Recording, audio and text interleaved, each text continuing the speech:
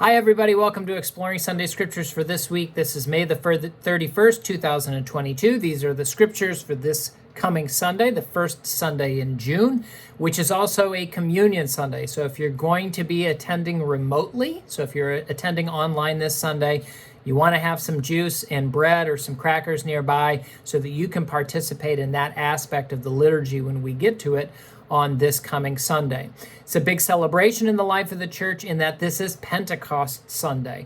Pentecost Sunday actually comes out of a festival, a Jewish festival, but in our own history, our Christian history, Pentecost was the moment in which the gift of the Holy Spirit was received by those who had followed Jesus in their life. It's that moment when we sort of transition from disciples, which disciple in Greek means one who follows, to apostles, ones who are sent. And it's where we really move from a movement that was based on following Jesus. So as he was biologically and physically present, and then in resurrection continued to appear and be physically present, now becomes a community of those who embody the teachings and ways of Jesus, those who are sent out and sent in are together.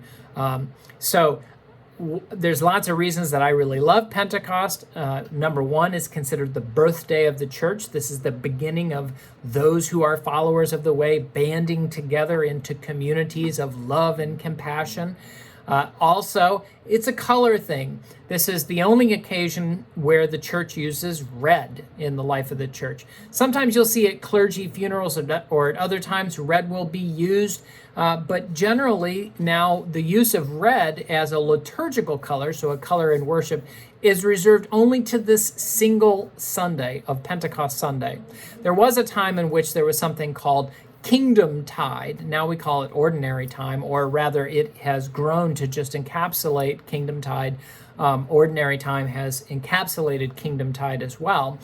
But pieces of Kingdom Tide following Pentecost continued to use red for a period of time as a color, a liturgical color. Now we reserve it just to Pentecost Sunday. Well, why red?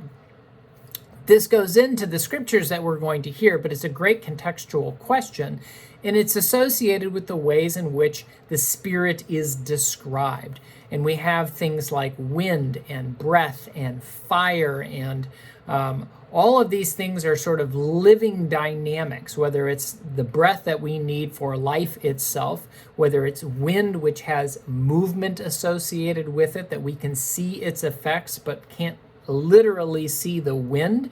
So as also is followers of the way, you see the effects of following the way of Jesus, but you can't literally see the way of Jesus, so you know it by its effects.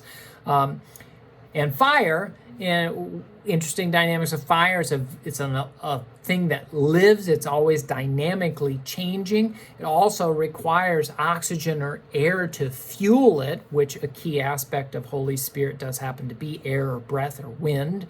And so this living thing which refines. And so followers of the way are refining not only themselves, but the world around them. And so all of that kind of comes to be embodied in this color of red, particularly associated with the refining fire of the Holy Spirit. This is the last Sunday in the lectionary, that 3-year cycle of readings that essentially moves a congregation through the reading of the Bible almost in its entirety over the course of 3 years, where the Old Testament reading, or reading from the Hebrew Bible, is displaced by a reading from the New Testament, particularly the story of the early church as contained in Acts of the Apostles. It's the last Sunday of that before we go back in ordinary time to having that traditional layout of the lectionary with a passage from the Old Testament, a passage from the New Testament, and a passage from the Gospels. So it's a way of bringing together the history of the church, the history of followers of God's ways throughout its entire time. So the Old Testament, the Hebrew Bible, how God was present with the Hebrew people, the Israelite people, and their history from the very foundations of the world itself and creation and some of the narratives that we find in the early Genesis chapters, to the New Testament. So that is the unfolding and development of the church, particularly is encapsulated in the epistles or letters of the New Testament, and a gospel reading, a story of the life and story of Jesus. So let me get into it, as the Acts reading is quite long for Pentecost Sunday, and it really is just trying to give us a historical perspective. A quick cursory thing before I just move into that.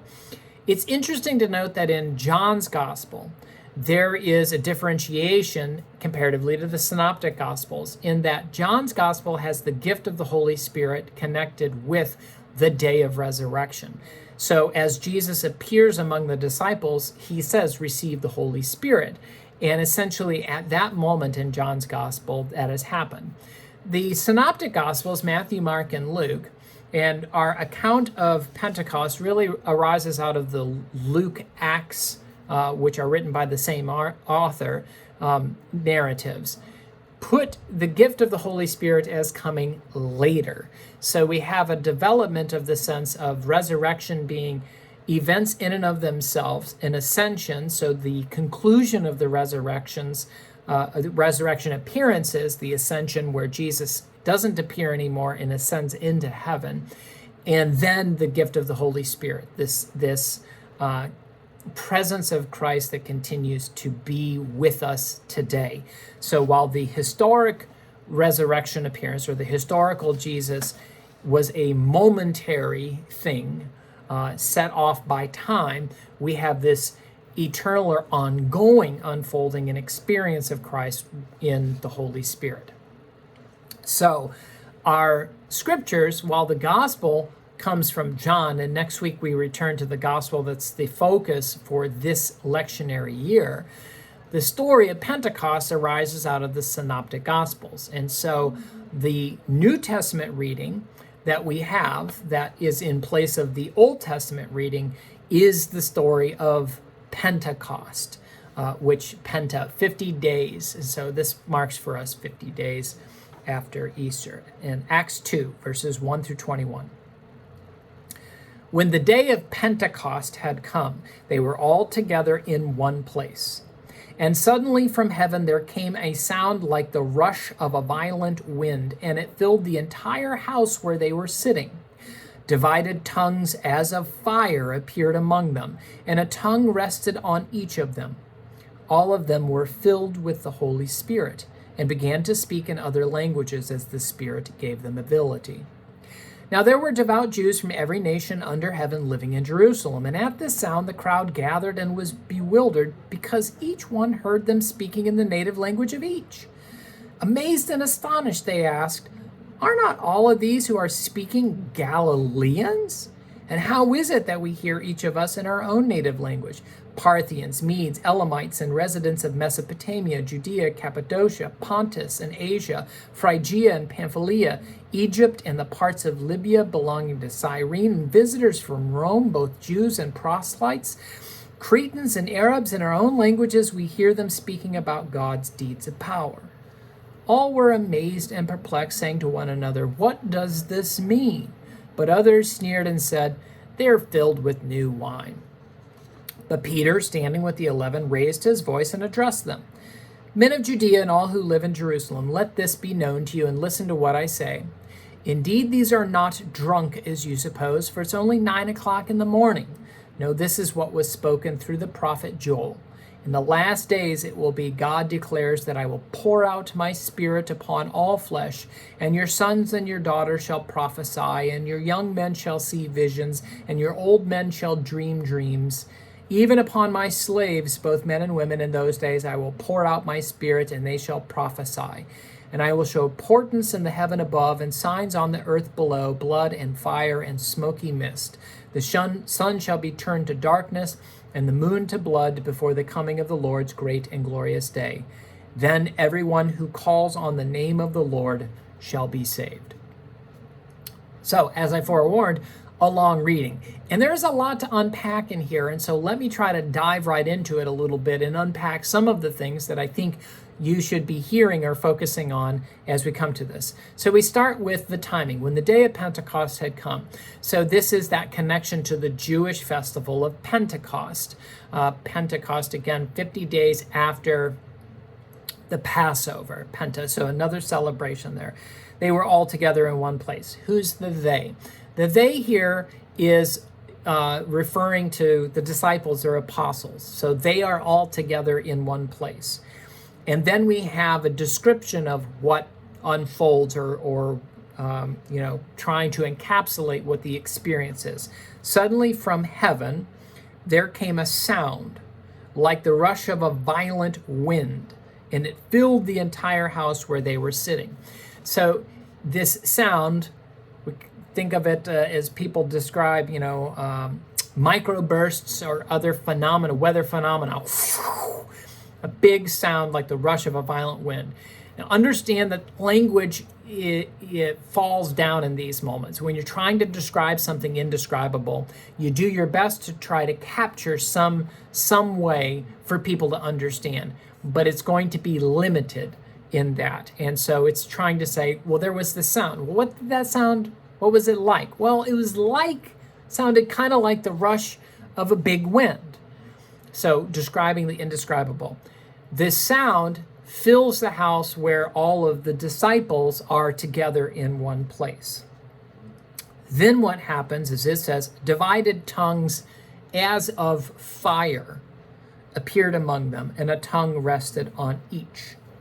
And all of them were filled with the Holy Spirit and began to speak in other languages as the Spirit gave them ability. So what we have is, following this sound, there is a gift that is given to them. It almost implies that each one of them gains the command of another language or another capacity to speak of God's love to the world. And this was by the gift of the Holy Spirit. But divided tongues as of fire. The as of fire bit, here's connected back to our color of red in a description of the Holy Spirit. But also one of the senses is, does that fire describe what they are sharing as far as the words themselves out to the people? Hard to know, but just kind of leave that there. The other thing I want to point out here is the word wind and the word spirit are the same word. And I know if you've joined with me in these conversations before, you know I've emphasized that in Greek, the Greek New Testament, the word for wind or spirit is pneuma, from which we get pneumatic tire, which is a tire that is filled with air, or let's say a pneumatic drill, which is a drill that is powered by air. So wind and spirit both are this same word, pneuma, and this is translators trying to understand in these contexts which word is being implied here in our English. But it could be all of them were filled with the holy breath, the holy wind. Suddenly there came a sound like the rush of a violent spirit. So each one of these is a way that you can replace different words here, like a violent breath. So it's wind probably makes the most sense because you're talking about a sound, but you could very easily swap in breath for holy breath. All of them were filled with holy breath and began to speak in other languages. All of them were filled with God's breath. Now, devout Jews from every nation living under heaven. This is emphasizing that this festival that's going on in Jerusalem has drawn people from all over the diaspora. In other words, Jews have come from all over to this festival. They probably or could have come at Passover and stayed through to Pentecost, or may have come specifically for Pentecost. They come to the house at the sound, and at this sound, I believe that they came at the sound of the rush of the violent wind. So it would be the same as if you heard a house across the street from you with all of its fire alarms going off, that you would come out of your house to see if everything was okay.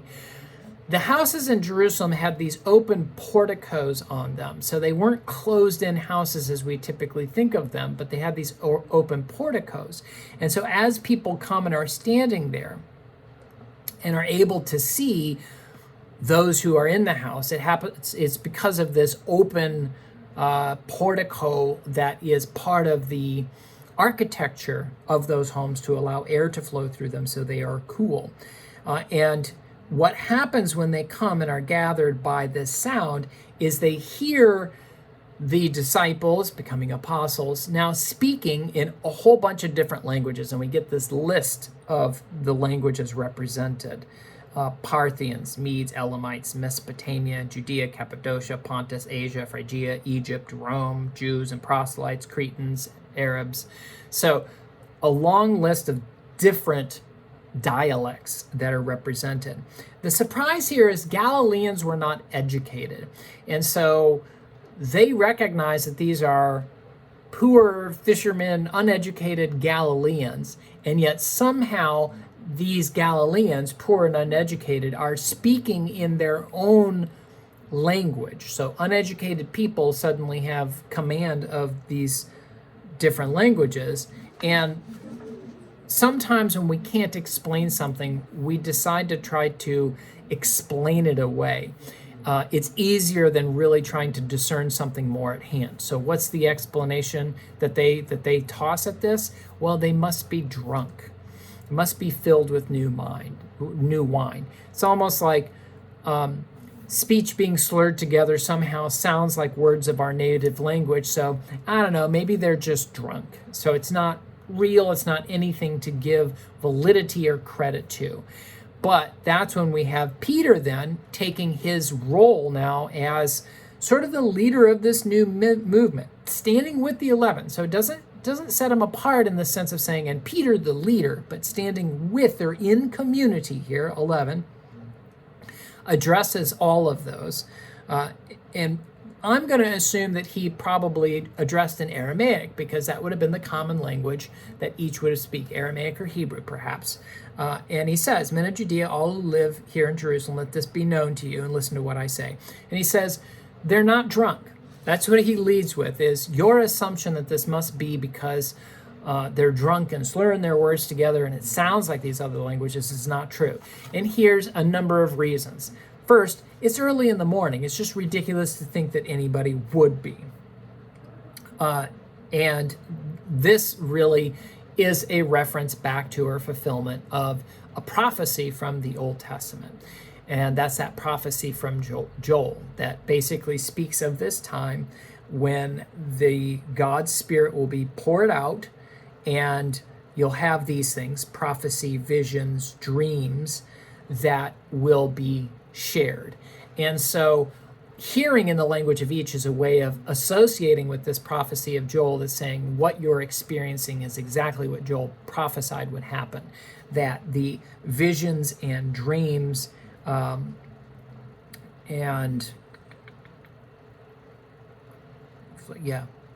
prophecies that are being experienced is a validation of the prophet Joel. Let me cut over to the other two readings, because see, we're almost already at 20 minutes, and I want to make sure that I'm being mindful of your time. I try to keep these under 25 minutes, so it's not a huge commitment. The epistle reading is quite short, and it's Romans 8. Now, all of the readings are obviously going to have a focus on spirit. So if you go with that in mind, you're going to be able to hear why the lectionary editors assembled these as the passages that would be connected with Pentecost. So Romans 8, verses 14 through 17. For all who are led by the Spirit of God are children of God. For you did not receive a spirit of slavery to fall back into fear, but you've received a spirit of adoption. When we cry, Abba, Father, it is that very Spirit bearing witness with our spirit that we are children of God. And if children, then heirs, heirs of God and joint heirs with Christ, if in fact we suffer with him, so that we may also be glorified with him. So this is another one of those instances where I encourage you to reframe and rephrase this passage using different words for spirit. For all who are led by the breath of God are children of God. For you did not receive a spirit of slavery to fall back into fear, or a breath of slavery, but you have received a breath of adoption. When we cry, Abba, Father, it is that very spirit, that very breath bearing witness. So when we breathe and make words, it is our breath bearing witness to that truth in our life. So you can see how this can really enhance sometimes our understanding of a passage by just knowing that these words are interchangeable. And by hearing the passage with that little tweak in verbiage, we can hear it in a brand new way.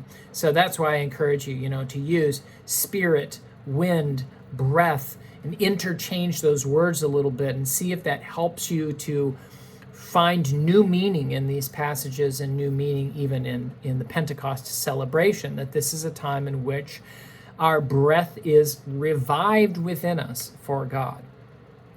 And how that breath and the breath that we need to live, so breathing in God's Spirit is about also living out the ways of God. John 14 is our final one, 8 through 17, and then 25 through 27.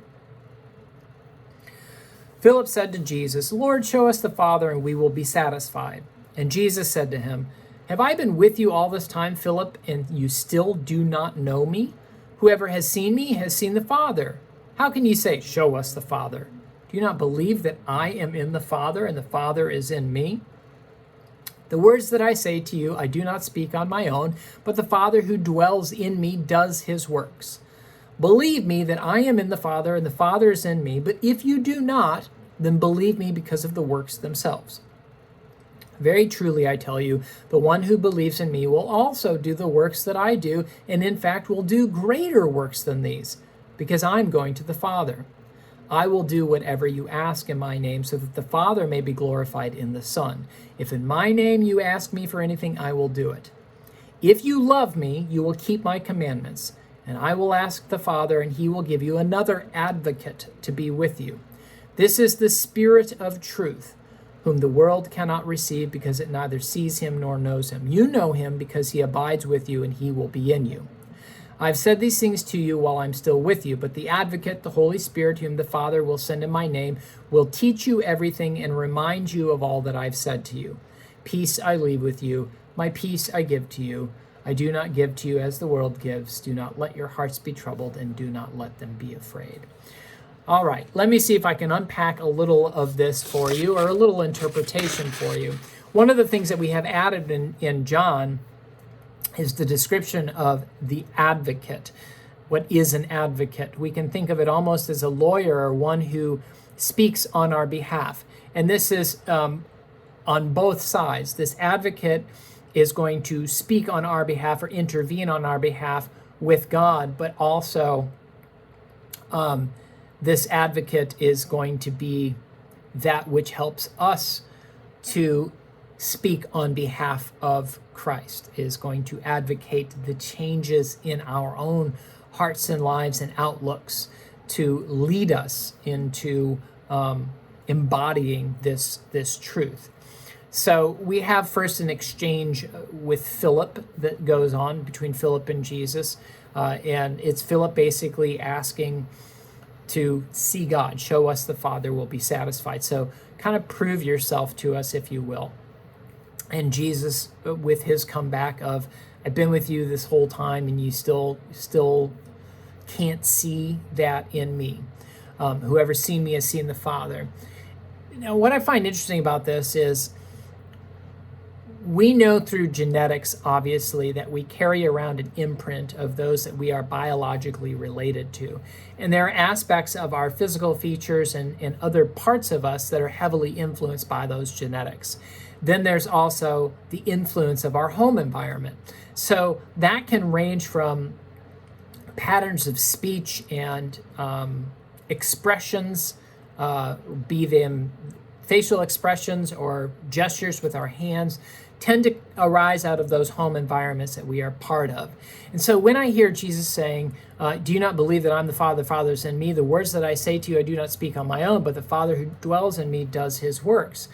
is it relates back to sort of this imprint of God that lies within Jesus. And so this way of hearing in Jesus and seeing in him that same reality of God, because God is part of that genetic code, if you will. And Jesus more or less says, if you can't believe by anything else, then believe by the things that you have observed, so the works that you have observed. What I think is really important about that is an expression of what the faith community is going to be like after Jesus, which is there may be a lot of people who struggle with believing that Christ dwells in us, that God and the Spirit remain with us. But if they can't come to believe those things, it should be by what we do that there is some amount of belief that comes. So that's kind of the same implication that I'm hearing here in Jesus. The one who believes in me will also do the works that I do. So believe the works if that's enough. And the one who believes in me will also do these same works that I do, and in fact do greater than these. This is an expression of how, as long as the whole movement, if you will, is tied up with one person physically and biologically present, it remains only a movement that can circle around that single individual. It's only once it spreads, and we have that in Pentecost, 12, and then multiplies on and on and on and out, that we get even greater works done, that things are limited by physicality of an individual. Jesus' works were limited to Nazareth and Galilee and there in Judea, but once we have the spread across the Gentile world and ultimately the world, we have a broader implication here, and I believe that's what's referred to. The one who believes in me will also do the works that I do and do greater works that I will do. If you ask me for anything, I'll do it. Then we have, again, a reference to the advocate. He'll give you another advocate to be with you. This is the Spirit of truth, the breath of truth, the breath of truth. That what you say and what you do is true, whom the world cannot receive because it neither sees him nor knows him. You know him because he abides with you and will be in you. This is why I like to use breath, is because breath is in us. It's in us. I'm still with you, I've said these things, but the advocate, another reference to the advocate, the Holy Spirit, holy breath, whom the Father will send in my name, will teach you everything and remind you of all that I have said to you.